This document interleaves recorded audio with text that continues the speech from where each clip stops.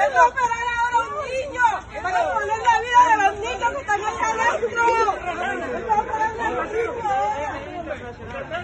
Para ponerlo, para operar a los niños. ¿Y tú qué haces, conmigo? ¿Estás hablando?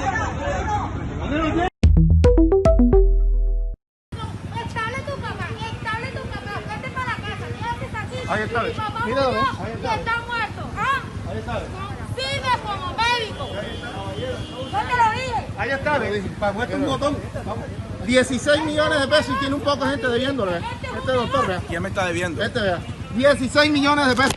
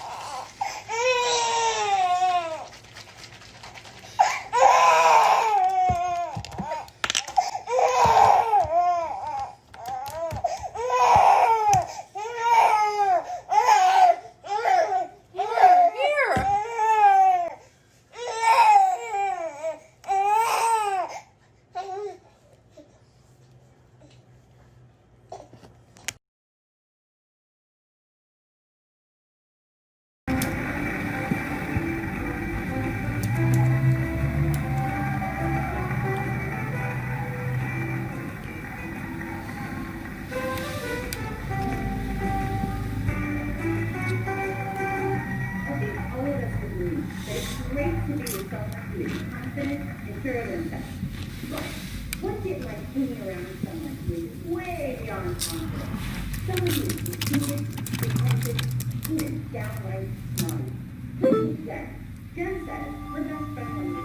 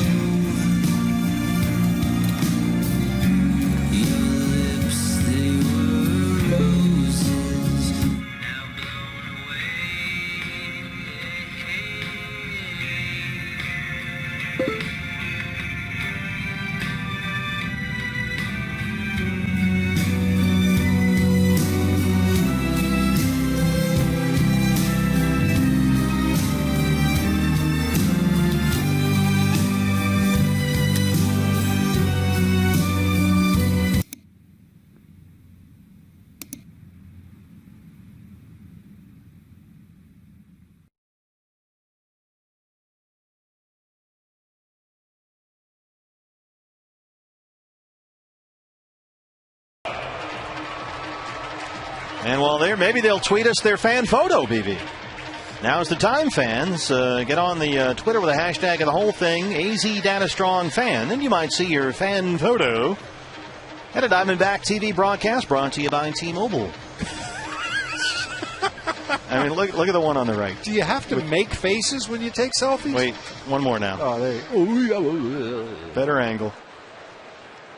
Oh, check it. Did that come out okay? That's the best one of the 300 pictures I've taken of myself today. Every girl in the picture is locked into her phone. Oh, Lord. Every single one is dialed in. Welcome to parenting in 2015. They're all just completely transfixed by the technology. David Peralta. Oh, hold on. I'd take a selfie with the hot dog. Selfie with the churro. Selfie just of a selfie. I can't even get my phone to take pictures. Took a picture of your thumb last week. That was good. Here's my first bite of the churro. Here's my second bite of the churro. You know, the beauty of baseball is you can sit next to your neighbor and have a conversation, or you can just completely ignore them. Peralta knocks it into center. David tonight 2 for 2, a leadoff single here in the 4th, and nobody noticed.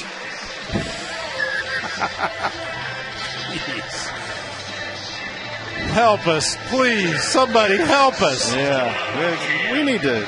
Can we do an intervention? How about if we send Baxter out there and he just collects all the phones?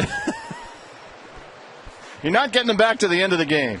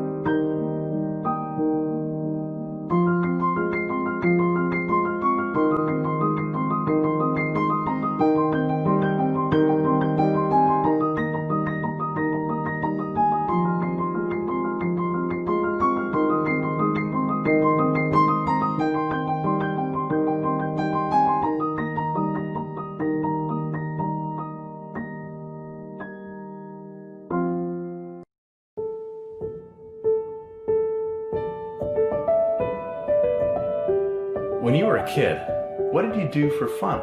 So we'd go blueberry picking, for instance.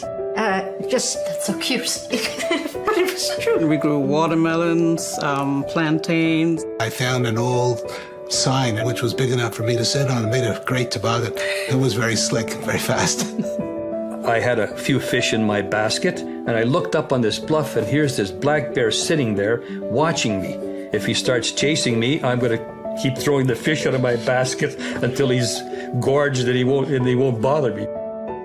And what did you like to do for fun? You know, you go door to door, get a group of kids, and you play lots of games, hide and seek, just going out to the field and playing baseball. And we build these massive forts, you know, the kind that you can actually sit in and play in, you know, with our friends. And it was just really wonderful. So what do you like to do for fun? Video games, definitely. I like to go on my phone, text, some email. My favorite thing to do in the world is definitely watching videos and playing video games. Those take up so much of my time. 3 hours or 3 to 4 hours a day. Same. 5 hours straight. Just last week, I watched 23 episodes of a TV series in less than 4 days. I forget. I'm in a house, I have parents, I have a sister, I have a dog, I just think I'm in the video game, I completely get lost. I would die if I don't have my tablet. Whenever I feel upset, I'd play video games and I'd feel normal. It's really wonderful. When your daughters grow up, your great-great-grandkids, what do you think will happen if this trend continues? It's scary to think that they'll never have to leave the house. Cindy grew up doing a lot of the things that I did and enjoyed, and I see what my grandsons are doing today, and it's mind-boggling. By the time they have kids, it's going to be a really different environment. I actually feel a little sad because I feel like he's missing out on what's out there in the beautiful world.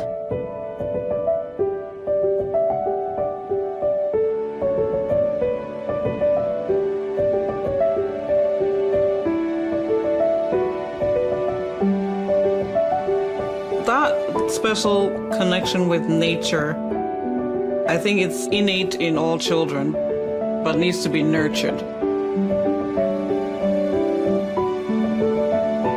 Sarah thought she met the perfect man. No, it's a cute photo of us. Let me tag you. But what she got... Oh, not on Facebook. ...was the perfect nightmare. What? Yeah, no, I'm not on any social media.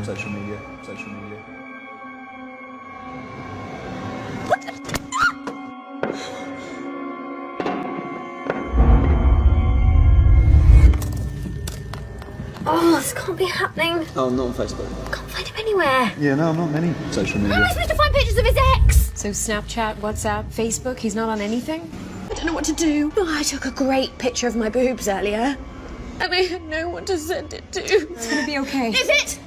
Is it? They don't know what he did last summer because it's not on Facebook. He is untraceable. He's completely off the grid. A ghost, if you will. He's not on Insta, LinkedIn, or Pinterest. And if you think he's on SnapMap, you're crazy. I mean, the man has no digital footprint. He's never even had a MySpace. Who is he? I don't know. Oh, not on Facebook. What? Yeah, no, I'm not on any social media. You know when you have an opinion on something, how do you voice it? I'm not supposed to just tell it to the nearest person.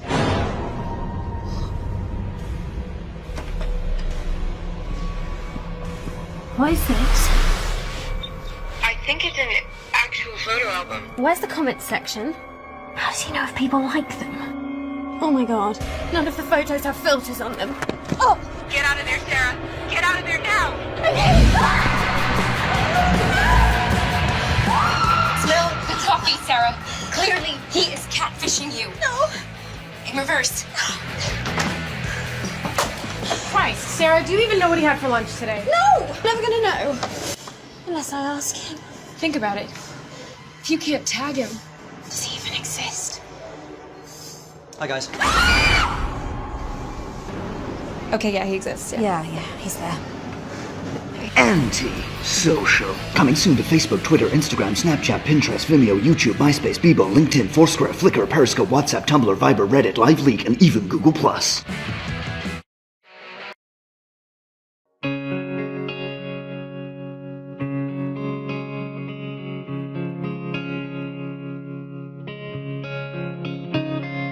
Everything is falling, everything seems so clear.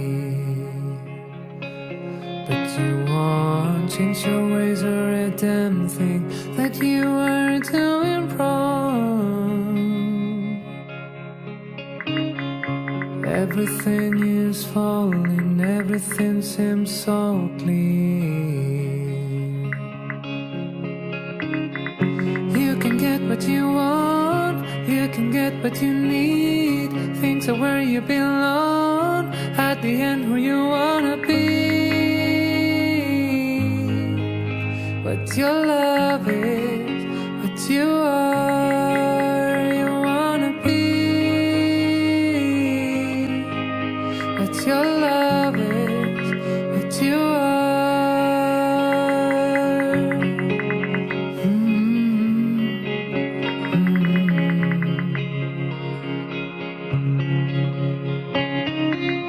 Everlasting moments, energy in your veins.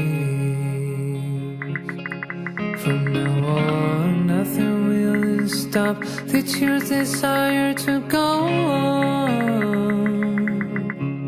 Who you wanna be, what your love is, what you are. You wanna be what your love is, what you are. You wanna be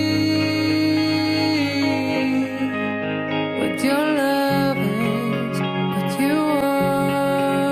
You wanna be what your love is, what you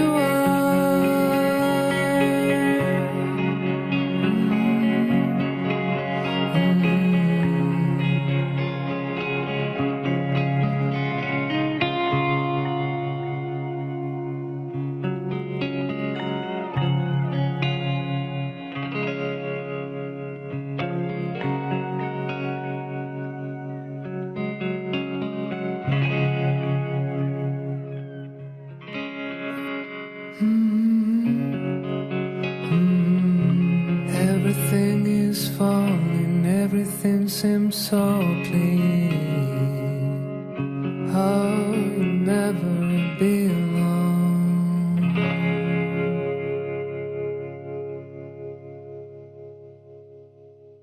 Todo el mundo ha escuchado alguna vez la historia de Caperucita Roja. La niña sale a casa de la abuela para hacerle un mandado a su madre y en el camino la intercepta un lobo. Al principio todos son favores y consejos, pero luego, disfrazándose de su abuela, el lobo se la traga. Finalmente, en una escena bastante sangrienta, un leñador con un hacha le abre la barriga al lobo y la rescata. Como suele ocurrir con las fábulas, esta historia tiene un paralelo en el mundo moderno. Hay lobos por ahí que también se disfrazan para ganarse la confianza de las niñas y los niños, pero en este caso el disfraz es digital. Los lobos son adultos que crean perfiles falsos en redes sociales y se dedican a chatear con menores de edad. Este fenómeno se conoce como el grooming. Algunas veces lo que el lobo quiere son fotos y videos con algún contenido sexual, algo que pueda vender en el mercado negro. Sin embargo, la mayoría de las veces buscan abusar sexualmente de sus víctimas o arrastrarlas a redes de tráfico de personas.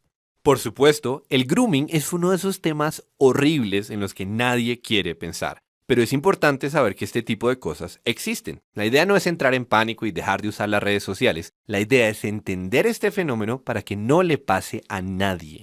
¿Y qué es lo que hay que entender? Pues resulta que el grooming se basa esencialmente en dos tácticas. Una es el engaño y la otra el chantaje.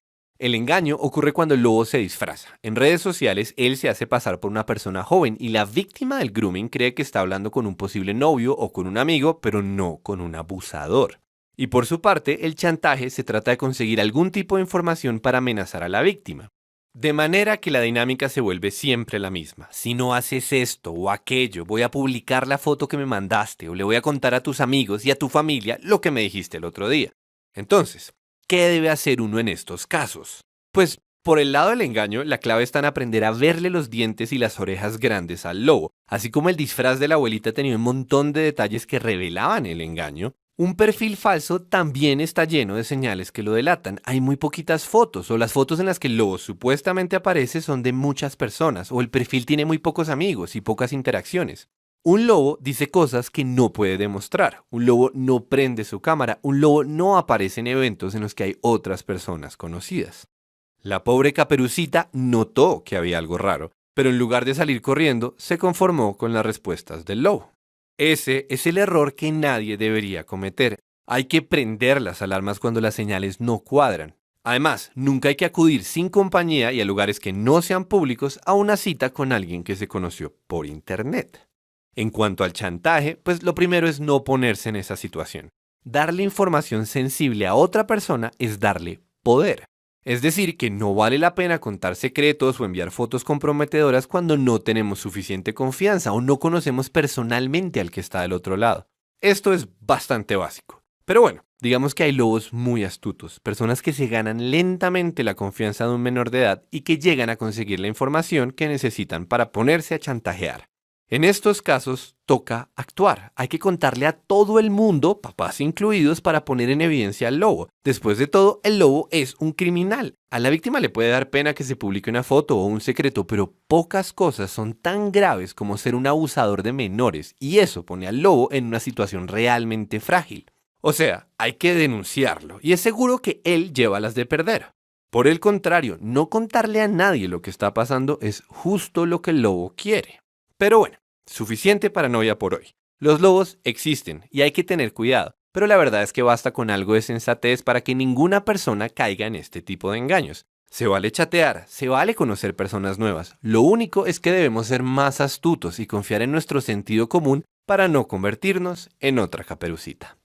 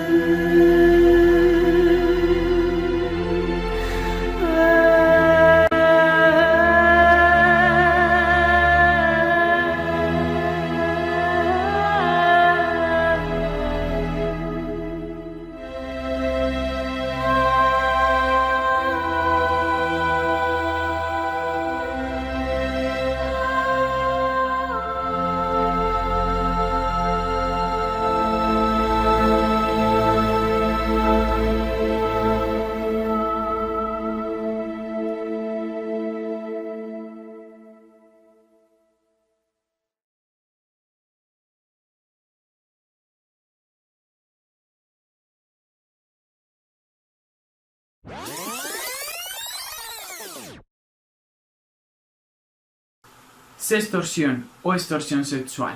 Algo que ha venido afectando a las personas desde hace mucho tiempo. Algo que hoy en día ha tomado mucha fuerza debido a la gran cantidad de redes sociales que podemos encontrar y a la fácil navegación que hay hoy en día. Algo que afecta a niños, jóvenes y adultos.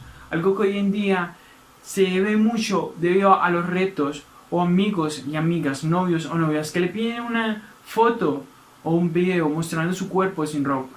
Ellos no tienen en cuenta de que esta información puede caer en manos de hackers o cibernautas que mantienen pendientes de ese tráfico de información para luego chantajearlas y pedirles dinero o incluso más información. Cuando le solicitan más dinero a la persona, no se lo solicitan una sola vez. Ha habido casos donde han durado más de un año siendo chantajeados de esta forma, pidiéndoles una cuota o incluso un sueldo mensual para que esta información no sea divulgada.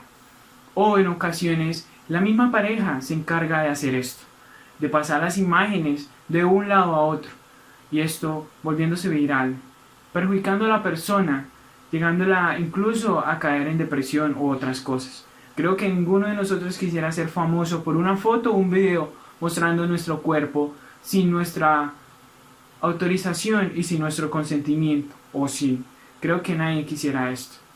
Entonces lo que queremos hacer con esto es que tomen conciencia de que tengan cuidado en el momento de enviar estas fotos. Incluso la cantidad de perfiles falsos que hay hoy en día es increíble. Muchos de los perfiles que encontramos hoy son falsos. Hay personas que mantienen tras de esa información y muchas personas se las están dando. Entonces no apoyemos más esto. Ya es hora de cambiar esto.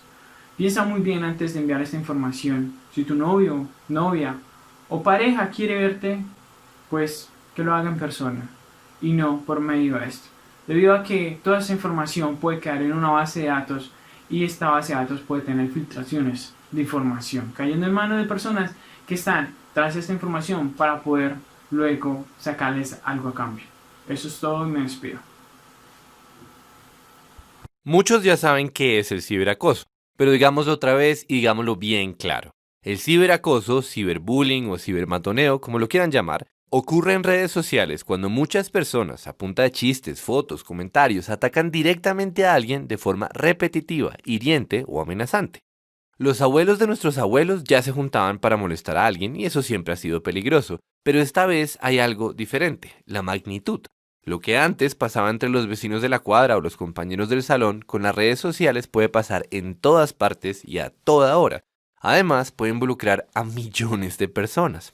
Pero se entiende mejor cómo funciona el ciberacoso cuando se piensa la historia desde la perspectiva de sus tres protagonistas, el acosado, el acosador y los espectadores. Empecemos por el acosador. Por alguna razón aparece alguien al que le da por hablar mal de otra persona en internet, casi siempre en redes sociales. Esto puede ser una forma de burla, chisme, insulto o lo que sea. Lo posteado queda ahí, a la vista de amigos, familiares, conocidos, desconocidos, extranjeros y extraterrestres. La mayoría de las veces no le importa a nadie, pero hay otras en que produce una reacción en cadena. Las respuestas de los demás mantienen el comentario visible y la bola crece. Crece tanto que ya no se puede borrar y crece tanto que llega el momento en que el acosador se arrepiente de haberlo puesto. Sin embargo, lo más curioso es que el acosador rara vez se da cuenta del rol que está cumpliendo. Desde su punto de vista, él puso un chiste tonto y ya, inconsciente de que 1.000.000 de chistes tontos cruzan la barrera entre la comedia y la tragedia. Un día entras a internet y ves que alguien dijo una babosada acerca de ti. Te vas a la cama triste, pensando que el mundo es un lugar hostil y esperas que al otro día todo haya terminado. Y sí, la mayoría de las veces no pasa nada, pero de vez en cuando la cosa pasa a mayores. Todo el mundo está hablando de lo mismo, exponiendo tu intimidad, juzgando, criticando y diciendo sandeces. Empiezas a ver que esto pasa en todas partes y a toda hora, que no puedes subirle a ese tipo de mensajes que pueden ser racistas, homofóbicos, misóginos, clasistas o discriminatorios. Y aquí ocurre un enorme desbalance. Mientras que los acosadores ni siquiera se dan cuenta de lo que están haciendo, el acosado lo vive como si todo el planeta estuviera en su contra. ¿Y qué pasa con el espectador? El comentario le llama la atención, le parece chistoso, acaso inofensivo, entonces lo comparte o se queda callado. Y ya, siguen sus cosas. Al otro día entra y ve que hay una marea de hostilidades. Pasan los días y la ola sigue. Ni él ni nadie la pueden detener. Ya es demasiado tarde. Al principio, el espectador no le da importancia a nada, pero al final descubre que ha sido parte de una tragedia. Eso es el ciberacoso. Lo mismo que hacían los abuelos, pero a una escala mucho más destructiva. ¿Cómo evitarlo? La respuesta puede extenderse en múltiples estrategias, pero también puede resumirse en un concepto: conciencia. Tomar conciencia nos permite entender que el ciberacoso puede destruir a una persona porque la escala de los ataques desborda nuestra imaginación. Esta misma conciencia nos sirve para ayudar a alguien a subir su autoestima cuando está siendo atacado. Incluso nos da la sensatez de toda figura pública, de toda celebridad que aprende a ignorar los millones de ataques que recibe. El ciberacoso es un peligro que debemos reconocer, pero también es una realidad que hace parte del mundo digital.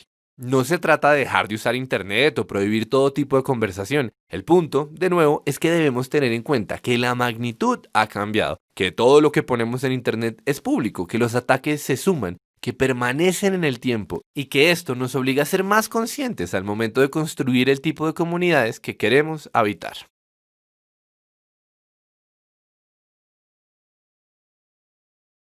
Capital. Y mucha atención, usted que está en casa, señor, señora, padre de familia. Noticias Caracol registró 2 posibles casos de calumnia y amenazas a través de redes sociales. Una madre a quien usuarios de Facebook acusan de maltratar a sus hijos y a un joven a quien señalan de ser un ladrón. Las autoridades ya están tras el paradero de quienes publican o replican este tipo de mensajes. Cristian Cifuentes, un joven trabajador de 20 años, asegura que las últimas 2 semanas han sido todo un calvario porque empezó a circular por las redes sociales esta imagen con su fotografía. En ella lo tildan de ladrón. Sostiene que simplemente estaba en el lugar equivocado y que no tiene antecedentes judiciales. Yo me encontraba parado en una tienda, cuadras atrás presentaron un hurto, me capturaba a mí por sumas sospechas, me presenté a todo el procedimiento de la fiscalía, salí inocente. Pero no es el único caso de este tipo. Noticias Caracol también registró la historia de esta mujer, quien aseguró que en su perfil de Facebook publicaron esta foto junto con la de estos jóvenes maltratados y la acusaron de ser causante de las lesiones. Desde ese momento ha recibido múltiples amenazas, incluso en su propia casa. Mi vida se me acabó, mi hijo lleva una semana sin estudiar. Ojo, quien hace este tipo de publicaciones estaría incurriendo en varios delitos. La Dijín, por ejemplo, reporta 142 casos de injuria y calumnia en las redes sociales en lo que va de este año, que muchas veces terminan en amenazas. Pero, ¿es factible dar con el paradero de los responsables? En un mes es más o menos el tiempo que estamos agotando en la investigación para determinar quién hizo el delito. ¿Hasta qué punto llega la búsqueda? La Fiscalía tiene que hacer la imputación, pero cuando miramos que el nivel de riesgo no es alto, lo que hacemos es archivar o pedir la preclusión. Y cuidado, quien comparta o difunda estas publicaciones también tiene responsabilidad. Yo lo que hago es replicar, pues me estoy volviendo parte de la cadena del delito. Los delitos se aplican en el mundo virtual, por eso hay que pensar antes de hacer clic. ¿Sabes qué es el phishing? El phishing es un tipo de estafa donde un maleante intenta obtener de un usuario de internet sus datos, claves, cuentas bancarias, número de tarjeta de crédito, identidades y datos personales. O sea, todos los datos posibles para luego usarlos en forma fraudulenta. ¿Cómo se hace? Los delincuentes suplantan la imagen de una empresa o entidad pública y de esta manera engañan a la víctima haciéndole creer que los datos solicitados proceden del sitio oficial, pero en realidad esto no es verdad. ¿Cómo puedo identificar esto? El phishing se puede practicar de varias formas. Con un mensaje a su teléfono móvil, con una llamada telefónica, una web que simula una identidad, una ventana emergente y la más utilizada, el envío de correo electrónico. SMS o mensaje corto. La recepción de un mensaje donde le solicitan sus datos personales. Puede recibir una llamada telefónica en la que el emisor suplanta a una entidad privada o pública para que usted le facilite datos privados. Página web o ventana emergente. Es muy clásica y bastante usada. En ella se simula suplantando visualmente la imagen de una entidad oficial, empresas, etc., pareciendo ser las oficiales. El objetivo principal es que el usuario facilite sus datos privados. Correo electrónico, el más usado y conocido por los internautas. El procedimiento es la recepción de un correo electrónico donde simulan a la entidad u organismo a la que quieren suplantar para obtener datos del usuario. Los datos son solicitados supuestamente por motivos de seguridad, mantenimiento de la entidad, mejorar sus servicios, encuestas, confirmación de su identidad o cualquier excusa. ¿De qué manera puedo evitar el phishing? Simple, nunca responda a una solicitud de información personal a través de correo electrónico, mensaje de texto o llamada telefónica. Las empresas públicas o privadas nunca solicitan datos personales porque ya los tienen. Siempre que acceda a su banca electrónica, mail, red social o cualquier otro portal, coloque la dirección URL en la barra de direcciones. Nunca por links procedentes de cualquier otro sitio, mensaje de texto o mail. Las entidades bancarias contienen certificados de seguridad y cifrados seguros. No tenga miedo al uso de la banca por Internet.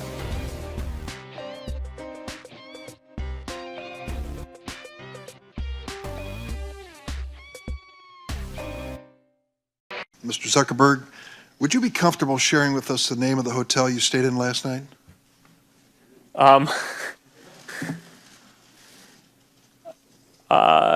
No. If you've messaged anybody this week, would you share with us the names of the people you've messaged? Senator, no, I would probably not choose to do that publicly here. I think that may be what this is all about. Your right to privacy, the limits of your right to privacy, and how much you give away in modern America in the name of, quote, connecting people around the world. A question basically of what information Facebook's collecting, who they're sending it to, and whether they ever asked me in advance my permission to do that. Is that a fair thing for a user of Facebook to expect? Yes, Senator. I think everyone should have control over how their information is used. And as we've talked about in some of the other questions, I think that is laid out in some of the documents. But more importantly, you want to give people control in the product itself. So the most important way that this happens across our services is that every day people come to our services to choose to share photos or send messages. And every single time they choose to share something, they have a control right there about who they want to share it with.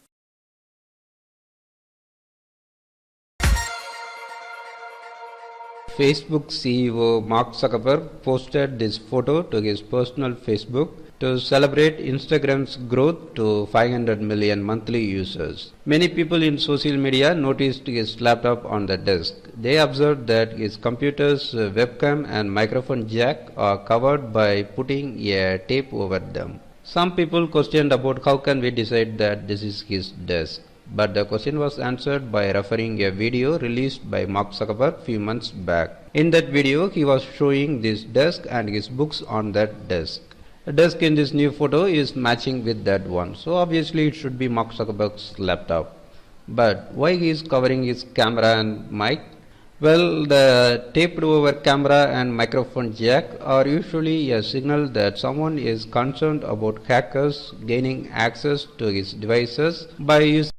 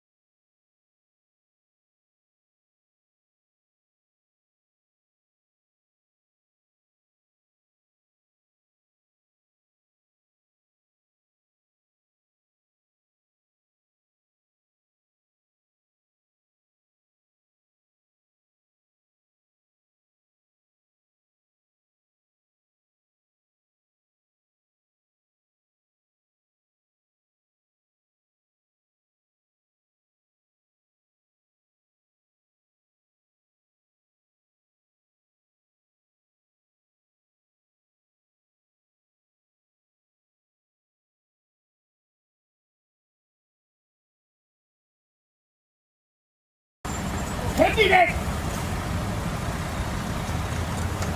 Where he is lying. You want to see him? You want to see him? Yes. No, you don't want to see him? Why do you make pictures? If you want, you can say hello to him. You want? So now you have to pay 128 euro and 50 cents for making pictures here from the accident. Shame on you. Look at him. Look at him. He comes from Hungary. Look at him. He comes from Hungary. Sorry, photos. You don't want to see him? Sorry. Why do you make pictures? Okay. You can look at him. He comes from the own country, from your country. You want to see him? No. Shame on you. Steigen Sie aus. Wollen Sie? Verschwinden Sie. So schnell.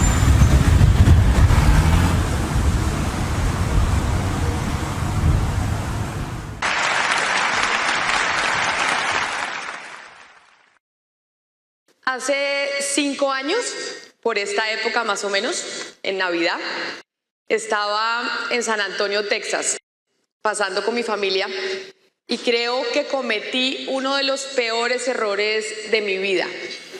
O en ese momento lo creí. Le regalé a mi mamá un iPhone de Navidad. Cuando uno le regala a las mamás tecnología, pues con el regalo tiene que venir pues la enseñanza de cómo se usa el aparato que uno le regaló. Y en el caso de mi mamá y el iPhone, pues vino bajar Facebook y WhatsApp, que son las 2 aplicaciones que mi mamá más usa. Mi mamá, que era una persona que yo pensaba que no era muy buena con la tecnología, empezó a ser la persona que me escribía más mensajes por WhatsApp al día. Me saludaba a las 7:30 de la mañana. Y si yo no le respondía al segundo, ella me preguntaba que por qué no le respondía. Entonces y si yo no le respondía a ese mensaje al segundo de por qué yo no le respondía el mensaje, ella me decía que si yo estaba brava con ella. Y yo, no mamá, yo no estoy brava contigo, lo que pasa es que no estoy todo el día pegada al celular esperando a que tú me mandes un mensaje y que yo te tenga que responder inmediatamente. Pero no solo eso, mi mamá se convirtió en la persona que más cadenas de WhatsApp me mandaba. Sí, me imagino, y sus tías y los abuelos, pero mi mamá, les prometo que era la que más cadenas de WhatsApp mandaba. Y la mayoría de las cadenas de WhatsApp que mi mamá me mandaba eran noticias falsas. Y yo soy periodista. Trabajo en dar información y en dar información veraz para que la gente esté informada. Entonces le preguntaba a mi mamá, mamá, ¿de dónde sacaste esa información? ¿Por qué crees que esa noticia es real? Y ella me decía, porque me la mandó mi amiga Patricia por WhatsApp. O me decía, vi esta noticia en Facebook. O encontré esta noticia en Internet. Encontrar la información para mi mamá en WhatsApp, en Facebook o en Internet era suficiente para ella decir que esa información era real y que era una noticia verdadera. En América Latina, en promedio, los ciudadanos nos estamos pasando en Internet 37 horas a la semana. Eso en promedio son 5 horas al día, conectados a Internet a través de un celular o a través de un computador. Sin embargo, las horas aumentan para los millennials. Esta es el número de horas que yo me la paso en mi celular al día en promedio. 5 horas 22 minutos. Los millennials en promedio se están pasando enfrente de un celular o de un computador 40 horas a la semana. Hoy, más que nunca, estamos conectados a Internet y tenemos acceso a mucha información, a noticias del mundo entero, y es maravilloso. Pero también estamos conectados a la mayor cantidad de desinformación que hemos encontrado nunca. Internet es una plataforma maravillosa, pero ayuda a manipular a la gente. Y ayuda a manipular a la gente porque nos estamos desinformando a través de Internet. Y no se trata del nivel educativo de las personas. Si usted es más educado, no significa que va a compartir menos noticias falsas. Si usted es menos educado, no significa que va a compartir más noticias falsas. Acuérdense ustedes que el presidente Uribe compartió una noticia falsa, o ha compartido muchas. Hubo una en particular cuando se firmó el proceso de paz, en donde compartió una portada falsa del Daily News, que decía que el Estado colombiano le había regalado el país a las FARC. Obviamente esa era una noticia evidentemente falsa.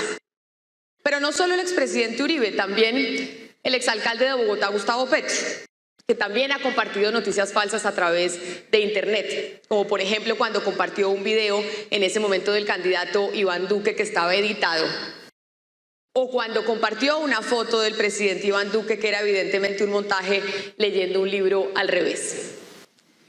Entonces, si nuestros líderes políticos, si los líderes de opinión están compartiendo información falsa, ¿qué diremos nosotros? ¿Por qué no vamos a compartir información falsa? ¿Por qué mi mamá no va a enviarme una cadena de WhatsApp que no es verdad? Pero ¿por qué nosotros hacemos eso? ¿Por qué compartimos información que no es real? Porque las personas que crean las noticias falsas apelan a una herramienta muy poderosa, que son nuestros sentimientos. Y una vez se apela a los sentimientos, se pierde completamente la razón. Y la gente que escribe y que crea esta desinformación apela a dos sentimientos muy importantes, que son el miedo y la rabia. Apenas usted siente miedo y rabia cuando lee algo, inmediatamente quiere compartirlo, porque ya la razón se fue, porque usted inmediatamente quiere mostrarle a sus amigos, a su familia, lo que le produjo rabia y lo que le produjo miedo. El estudio más importante que se ha hecho de desinformación en los Estados Unidos lo hizo la Universidad de MIT y descubrió que una noticia falsa tiene un 70% más de probabilidad de ser compartida que una noticia que es real. 70%. ¿Y por qué? Porque la verdad es aburrida. Las noticias falsas tienen unos titulares rimbombantes que dan ganas de compartir. Por eso cuando usted vea un titular que le parece demasiado estrambótico, sospeche, porque puede ser una noticia falsa. Ese mismo estudio de la Universidad de MIT se dio cuenta que desde el 2006 hasta el 2016, los bots, que son estos mecanismos que se utilizan en Internet para volver viral la información, compartieron la misma cantidad de noticias falsas que de noticias verdaderas. Entonces, no eran los bots ni los mecanismos digitales los que estaban viralizando la información falsa. No era culpa de ellos. Entonces, ¿de quién es la culpa? ¿Quién está viralizando información que no es real? Nosotros, los seres humanos. Somos nosotros los que estamos desinformando. Somos nosotros los que estamos compartiendo información que no es real. ¿Y eso por qué hace daño? ¿Por qué nos deberíamos preocupar? Porque los seres humanos tomamos decisiones basados en los hechos y basados en la información que recolectamos. Y si recolectamos información falsa, información que no es real, pues terminamos tomando malas decisiones. Pero además podemos terminar dañando a través de una cadena de WhatsApp que es falsa una persona, que podría ser usted, podría ser su mamá, podría ser su hermana. Podemos terminar dañando una marca que se demoró años en construirse. Podemos terminar dañando una institución o incluso terminar dañando un país. Porque las noticias falsas que más se viralizan, a pesar de que todas se viralizan, las que más se viralizan son las noticias políticas. Y si usted comparte noticias políticas falsas, está haciendo que las personas tomen decisiones equivocadas en un futuro. Pero quizá lo más peligroso de compartir noticias que no sean ciertas es que están matando gente. En agosto de este año en México, 2 personas fueron quemadas vivas por una cadena de WhatsApp que era falsa. La gente en México los mató, eran un tío y un sobrino. Los quemaron vivos porque pensaron que eran los responsables de haber robado y extirpado los órganos de unos niños. Y era una cadena de WhatsApp que era mentira. Pero eso no pasa solo en México. En Colombia, en octubre, en Bogotá, en la localidad de Ciudad Bolívar, a un hombre que trabajaba en construcción, que tenía 23 años, con 2 hijos, lo mataron. Y lo mató los golpes de 150 personas que pensaron y creyeron por una cadena de WhatsApp que ese señor era el violador de unos niños. Cadena de WhatsApp que era falsa también. Lo confirmó la policía. Pero la policía también confirmó que había descubierto 6 cadenas de WhatsApp similares que también eran falsas. Y en la India, en julio de este año, según los medios de comunicación, 12 personas fueron asesinadas por cuenta de cadenas de WhatsApp que eran falsas. Así que la invitación que yo les quiero hacer hoy aquí es a que piensen que ustedes son productores de información, que así como consumimos información, también producimos información. Somos lo que se denomina producers. Y ser productor de información trae una gran responsabilidad. ¿Por qué? Porque somos muy poderosos. Acuérdense lo que decía Spider-Man. Con un gran poder viene una gran responsabilidad. Por eso hoy los quiero invitar a que la próxima vez que reciban una cadena de WhatsApp, que vean una noticia en Facebook o que lean una noticia en Internet, cumplan 3 pasos básicos que pueden parecer obvios, pero a pesar de lo obvios, no los estamos haciendo regularmente. Primero, no comparta algo inmediatamente. Apenas le llegue la información, no lo comparta. Segundo, investigue la fuente de información. Haga su tarea. Mire quién le manda la noticia. ¿Cuál es el medio de comunicación que lo publica? ¿Aparece en más de un medio de comunicación? ¿Quién es el autor? Y tercero, mire la fecha. Fíjese en la fecha de la publicación. Porque una noticia puede haber sido real hace 5 años, pero si usted la lee hoy, está completamente descontextualizada y termina siendo falsa. Todos ustedes tienen un poder enorme en sus bolsillos y en este momento en sus manos. Levanten los celulares, los que tienen un celular inteligente acá, porque los veo a todos tomando fotos y chateando. Esa herramienta es muy poderosa. Ustedes tienen un poder enorme en sus manos. Y por eso, lo que les quiero dejar yo hoy aquí es que cuando reciban información, respiren, piensen y ahí sí compartan. Pero recuerden también que se vale no compartir y guardar su celular en el bolsillo. Gracias.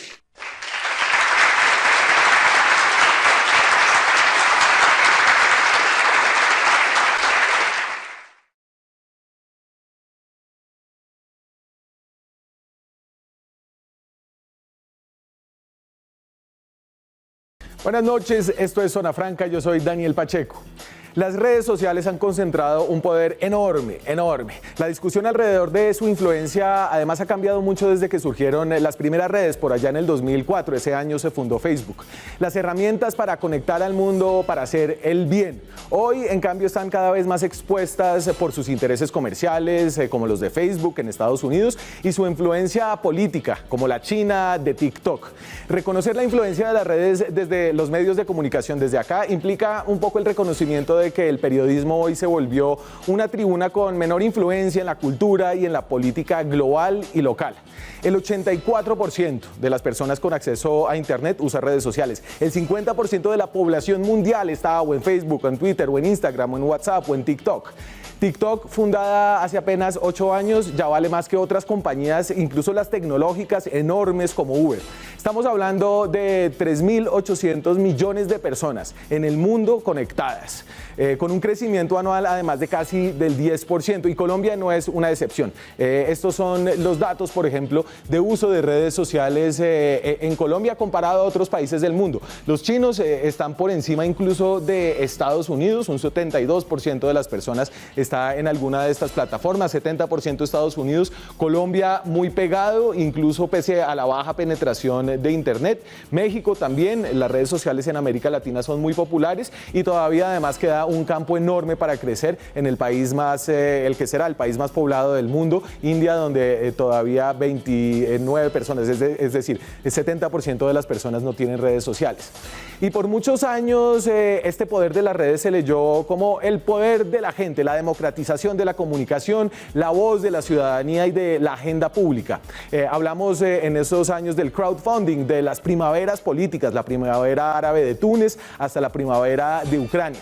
Pero en años más recientes eso ha cambiado, sobre todo luego del 2016, luego de que las elecciones de Estados Unidos fueran objeto de manipulación por parte de Rusia utilizando redes sociales estadounidenses como Facebook. Esto ha dado para debates que irónicamente se han vuelto virales, como este de la representante estadounidense demócrata Alexandra Ocasio-Cortez y el fundador de Facebook, Mark Zuckerberg.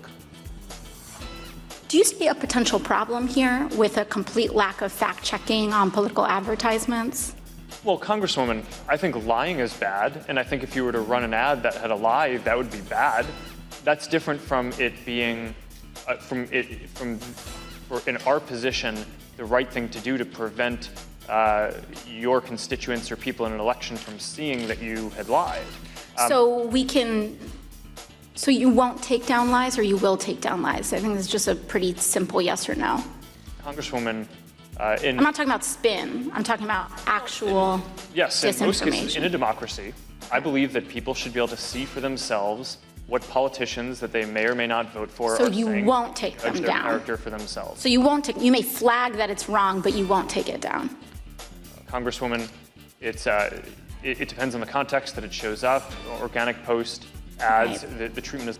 Ese intercambio memorable fue en el Congreso de Estados Unidos. Compareciendo ante ese Congreso, Zuckerberg acepta que Facebook permite la publicidad política mentirosa, abiertamente mentirosa, y paga en su red social. Básicamente que cualquier político o grupo privado puede promover mentiras si le paga a Facebook.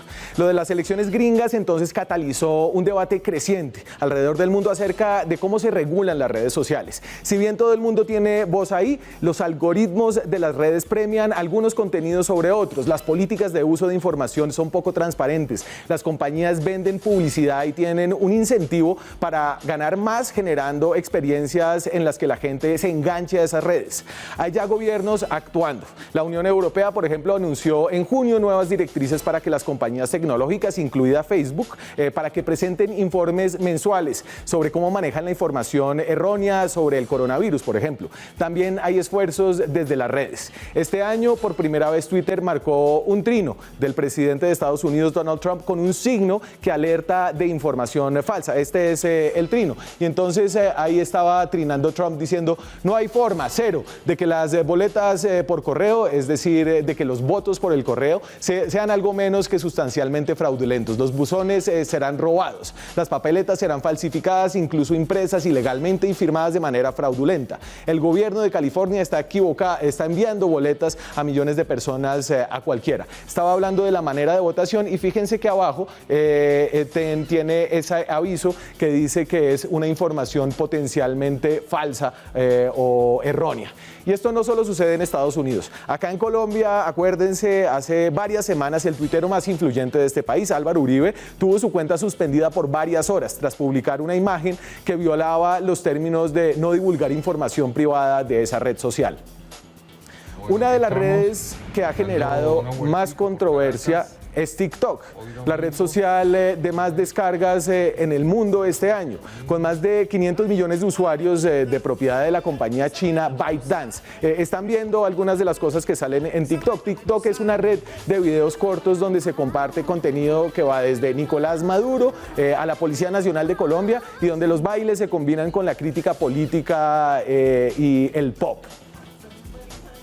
La controversia con TikTok mezcla geopolítica entonces y la manufactura de un mundo falso de gente bonita y de gente rica. Controversias que introducen a jugadores al mundo de las redes sociales que por primera vez no vienen solamente de Silicon Valley en California. Este es el que yo tengo aquí atrás, el chino, el fundador de esa popular red social. Este es su perfil.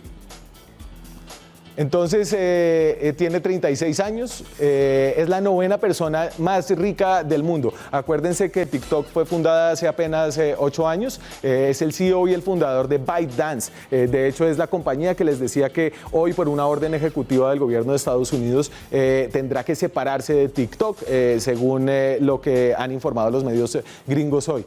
Informático especializado en ingeniería de la Universidad de Tianjin. Esta es una nueva cara de las redes sociales. En cuanto a los roces geopolíticos que esta red social ha generado, hoy por ejemplo, como les decía, el presidente Trump firmó una orden ejecutiva obligando a TikTok a cortar lazos con su casa matriz, la compañía de la que es CEO este señor, para seguir operando en Estados Unidos. Y hay una preocupación, no solamente en Estados Unidos, en todo el mundo, sobre los vínculos de TikTok con el gobierno chino y con el Partido Comunista Chino, que es el único partido de ese país. Preocupaciones acerca del tratamiento de datos, preocupaciones por la censura de contenido político crítico del Partido Comunista Chino y de ese país. Algunos se han preguntado con pánico cuáles son las repercusiones de que el Partido Comunista de Xi Jinping tenga los permisos en 500 millones de celulares alrededor del mundo, incluyendo los celulares de instituciones de otros países, aquí la Policía Nacional en Colombia y funcionarios públicos. Por eso a la Marina gringa le prohibieron usar TikTok. Por otro lado, está la controversia sobre la curaduría de TikTok, sobre el contenido que uno ve. The Intercept, que es un portal de periodismo investigativo, reveló que en los manuales internos de los moderadores de este contenido de la red social hay unas pautas que son abiertamente clasistas y racistas. Es que detrás de estas redes sociales hay miles de moderadores. Eso no es el contenido que pone la gente normalmente. Los moderadores son gente que hace que un contenido sea, por ejemplo, más visto que otro. Y ni siquiera es necesaria la censura. Según The Intercept, estos manuales de contenido para los moderadores contenían cosas como la siguiente. Y entonces dice The Intercept, los moderadores de TikTok eran instruidos explícitamente para suprimir contenido de usuarios con fallas como forma corporal anormal, apariencias faciales feas, barriga cervecera, demasiadas arrugas. Es decir, a la gente fea no la bajaban de la red social, sino que la penalizaban para que no se volviera popular en TikTok. Videos en los que el fondo es pobre y dilapidado, incluyendo pero no limitando tugurios y el campo. También eran sistemáticamente ocultados de los nuevos usuarios. Entonces, la lupa sobre TikTok diversifica a la seguridad nacional y al mundo de lo irreal y lo adictivo los debates alrededor de las redes sociales. Al final, tanto las redes gringas como las chinas tienen detrás empresas gigantescas que han crecido por años con muy pocos controles y que hoy desde diversas partes, incluso desde el periodismo destronado de su posición de influencia, se están sometiendo al escrutinio por su efecto nocivo sobre el discurso público, sobre la democracia, sobre la libertad de expresión. Y Jean-Marie, ¿usted cree que qué se puede hacer? Y más allá de lo que se puede hacer de parte de las regulaciones estatales, me imagino que hay una cantidad de cosas que se pueden hacer con, no sé, la alfabetización digital colectiva de todo el mundo.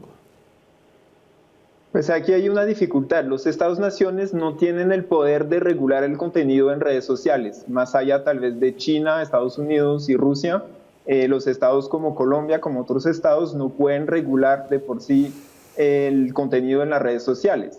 Las plataformas de redes sociales no tienen ningún incentivo, está cambiando poco a poco, pero no tenían ningún incentivo para regular el contenido, para tener ciertas reglas en términos de difundir contenido, porque eso tiene un costo económico y entonces no querían asumir ese costo. Eso está cambiando. Hay una evolución por parte de la... Ya se me acabó el tiempo, pero antes de irme, déjame mostrar a propósito de lo que usted decía y de esa presión social, el boicot hacia Facebook que varias marcas del mundo han impuesto, es decir, están diciendo no vamos a ponerles publicidad mientras ustedes no sean más claros con la manera en la que manejan. Ahí tenemos Adidas, Colgate, Palmolive, una multinacional enorme, Microsoft, Ford, Dunkin' Donuts, esas son solo algunas, a no ser de que ustedes se regulen mejor. Es decir, la presión viene no solamente de la sociedad civil, de los gobiernos, también de las empresas privadas que invierten ahí millones de dólares en publicidad. Cristina, Jean-Marie, muchas gracias por haber tenido esta discusión con nosotros esta noche. Muchas gracias, Daniel. Se nos acabó el tiempo. Nosotros